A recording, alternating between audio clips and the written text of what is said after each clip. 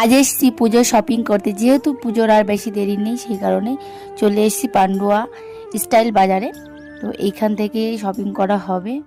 Shopping করা বলতে এইখান থেকে সব কিছু করা হবে না, তো আমি জিন্স কিনবো, টপ কিনবো মামামের জন্য।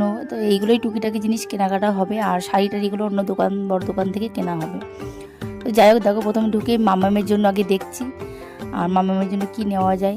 তারপরে দেখতে পেলাম আয়নায় নিজেকে একটু দেখে নিলাম। তারপরে চলে আসলাম ট্রায়াল রুমে, দেখছি পরে কোনটা কোনটা নেওয়া যায় জিন্স। তো তোমরা কিন্তু অবশ্যই কমেন্টে জানিও কোনটা কোনটা ভালো লাগছে। আমি কিন্তু দুটো জিন্স নিয়েছি, তারপরে বিল করতে চলে এসেছি, এখন নেবো বাড়ি।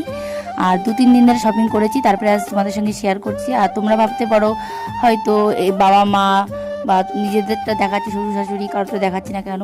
শ্বশুর শাশুড়ি, কাকা শ্বশুর, ঠাকুমা শাশুড়ি, বাড়ির বাচ্চাদের সবাইকেই দেওয়া হয়েছে। তো সবাইকে টাকা দেওয়া হয়েছে, ওরা ওদের পছন্দ মতন ওরা যা ভালো লেগেছে ওরা কিনেছে। তো আমি এইগুলো কিনেছি, তাই তোমাদের সঙ্গে শেয়ার